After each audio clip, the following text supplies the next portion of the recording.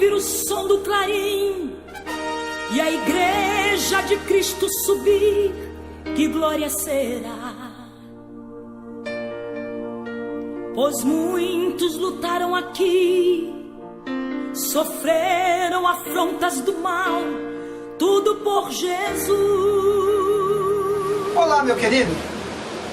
Eu queria falar com você diante dessa luz maravilhosa desta manhã. Nós estamos aqui na beira da praia, por isso você está ouvindo o som do vento muito forte, na praia do Araçagi, aqui em São Luís do Maranhão.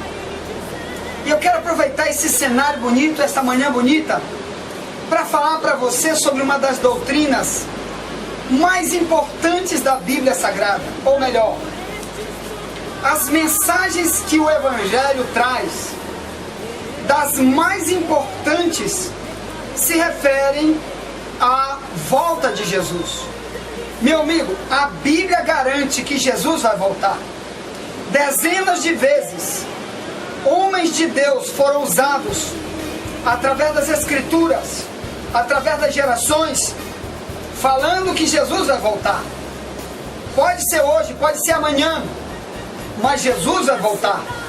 E eu quero estar ensinando você, para você estar despertado, porque a Bíblia diz que no momento em que Ele voltar, a maioria das pessoas do planeta Terra, esta maioria vai ter que ficar para trás, porque não acreditou, e os que acreditaram resolveram ser rebeldes, ou melhor, não quiseram obedecer às leis de Deus que estão inseridas na Bíblia Sagrada. Bem, para você começar a falar sobre isso, meu irmão, eu quero falar sobre alguns textos. Nós vamos estar vendo alguns textos da Bíblia que foram mensagens, foram alertas, foram ensinos sobre esse tema, para que a humanidade seja salva. O propósito da volta de Cristo é salvar de tantas consequências terríveis que o mundo passará depois do arrebatamento. Amém? Então a volta de Cristo, ele é usado na Bíblia o termo arrebatamento, porque a palavra arrebatamento significa raptar, rapidamente. Como diz Paulo, vai ser como um piscar de olhos. Piscou, abriu os olhos, o povo que tinha que subir, subiu, e quem ficar, ficou. Você está preparado?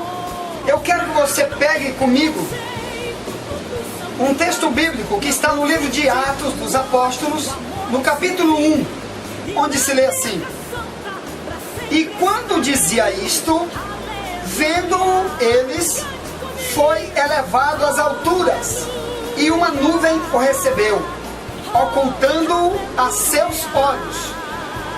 E estando com os olhos fitos no céu, enquanto ele subia, eis que junto deles se puseram dois homens vestidos de branco, os quais lhes disseram: homens galileus, por que estáis olhando para o céu?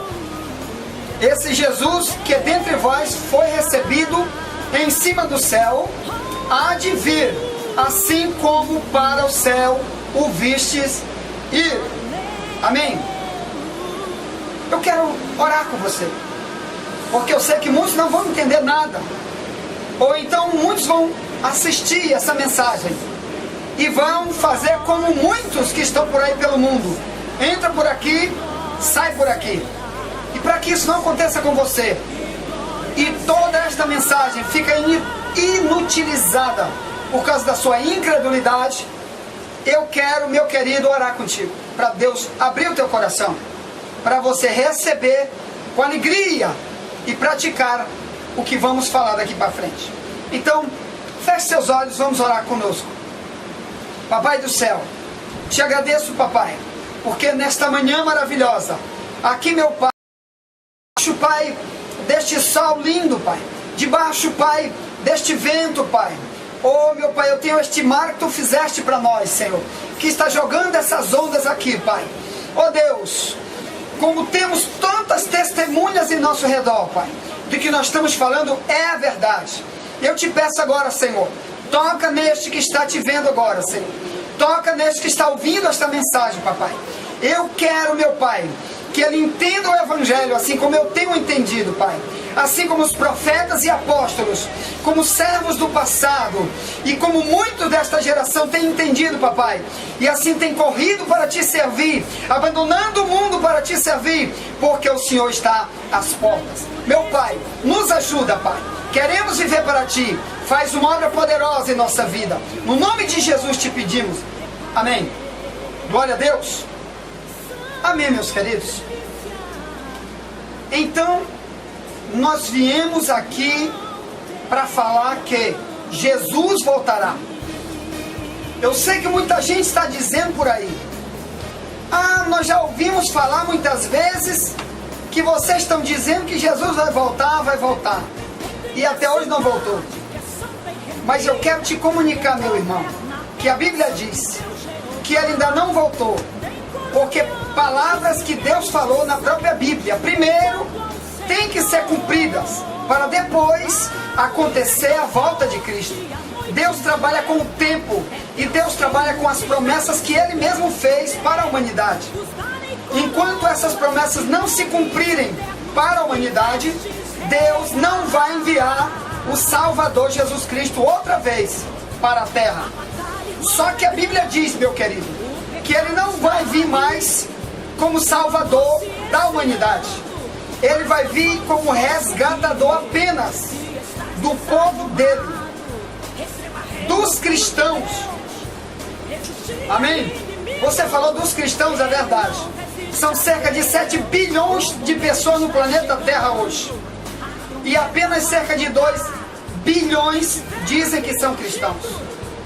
E sobre eles, meu querido, nós vamos falar que a pregação do Evangelho é para salvar todos. A Bíblia diz em João 3,16 que Deus deu seu Filho para salvar todos os 7 bilhões de pessoas do planeta. Mas para isso, meus irmãos, o Evangelho é pregado para que pessoas se encaixem nas leis de Deus. E a maioria não quer saber das leis de Deus. Mas aqueles que forem cristãos de verdade, ou melhor, que imitarem Cristo, que viverem o que Cristo disse, seguir as pisadas de Cristo, copiar o caráter de Cristo, esses sim vão estar participando do arrebatamento. Amém? Que é a palavra-chave que vamos falar aqui. Glória a Deus. Então, no texto que nós lemos, meus irmãos, eu vou repetir. Diz assim: quando dizia isto, vendo eles, foi elevado às alturas, e uma nuvem o recebeu, ocultando-o a seus olhos. E estando com os olhos fitos no céu, enquanto ele subia, eis que junto deles se puseram 2 homens vestidos de branco, os quais lhes disseram: homens galileus, por que estáis olhando para o céu?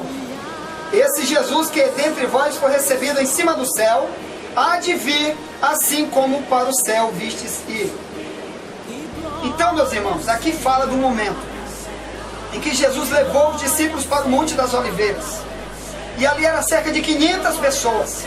Tinha os 12 apóstolos e mais um monte de outros que ouviram a mensagem, entenderam e passaram a serem servos de Jesus. Também passaram a ser anunciadores dessa mensagem, repetidores do Evangelho e do caráter de Cristo. E enquanto eles conversavam ali, Jesus falando com eles, dando instruções sobre como eles deveriam viver neste mundo, continuar anunciando para salvar vidas, 2 anjos desceram do céu e pegaram Jesus, e ele ia subindo com eles, subindo para o céu, e os discípulos começaram a olhar para cima, acompanhando aquilo, e os anjos disseram: por que vocês estão olhando para cima? Esse Jesus, da mesma maneira como vocês estão vendo ele subir, ele vai voltar. Dessa mesma maneira, ele voltará. Eu quero te dizer isso, irmãos, que esses discípulos acreditaram tanto nisso, e isso faz também eu estar aqui pregando para ti, porque eu também acredito. E toda pessoa que é cristão e não acredita que Jesus vai voltar, ele não pode se considerar cristão. Porque cristão é crer nas palavras de Cristo, é viver o que Cristo ensinou, é mudar de vida, amém? É ser a luz do mundo e o sal da terra. Então, A Bíblia diz que da maneira como ele subiu, ou melhor, você viu um corpo de um ser humano, igual a um corpo de um ser humano, como você viu ele subir, diz a Bíblia, assim você vai ver. Então a Bíblia diz que ele vai vir e todo mundo vai ver. Amém? Deus te abençoe. Eu quero que você queira muito este momento. E este momento aqui desse ensino é para preparar você para a volta de Cristo. Glória a Deus.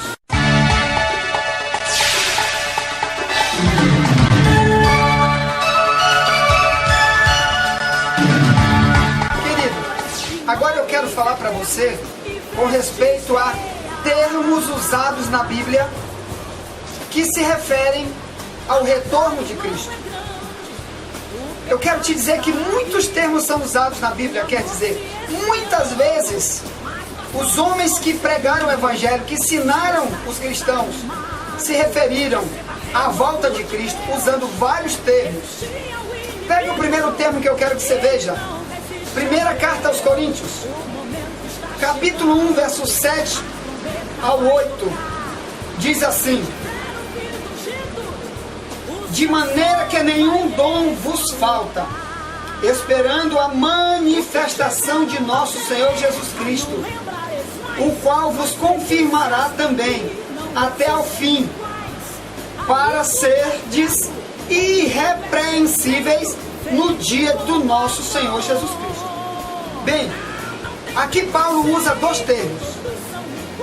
Paulo foi um homem que começou a pregar o Evangelho cerca de 4 anos depois que Jesus ressuscitou e subiu ao céu. Então Paulo foi um homem que se converteu depois, através da pregação dos apóstolos. Quando Jesus subiu, os apóstolos começaram a pregar. E este homem que escreveu a carta aos Coríntios, Paulo, recebeu a mensagem, entendeu a mensagem, creu na mensagem e saiu repetindo esta mensagem. E ele escreveu aqui para uma igreja, para dizer sobre a volta de Jesus. E ele disse: de maneira que nenhum dom vos falta, esperando a manifestação de nosso Senhor Jesus Cristo. Bem, a volta de Cristo é o dia em que Deus vai se manifestar. Por isso é que é essa expressão aqui, a manifestação. O que é isto? Significa que no dia que ele aparecer, todo mundo vai ver. Todo mundo quem? Os cristãos. O arrebatamento, irmãos, é só para os cristãos. Somente os cristãos vão ver o arrebatamento. Na hora que ele voltar, que ele se manifestar, os cristãos vão olhar ele lá em cima, nas nuvens, assim que você vai ver daqui a pouco. Ele descendo para buscar a sua igreja. E a Bíblia diz que ele vai ficar lá nas nuvens. E você vai subir daqui para lá, para encontrar com ele nos ares. Daqui a pouco vamos ver. Mas primeiro, Paulo usou essa expressão: a manifestação do Senhor Jesus Cristo. Verso 8 diz: o qual vos confirmará também até o fim, para serdes irrepreensíveis no dia de nosso Senhor Jesus Cristo. Então ele é também chamado como o dia do Senhor Jesus Cristo.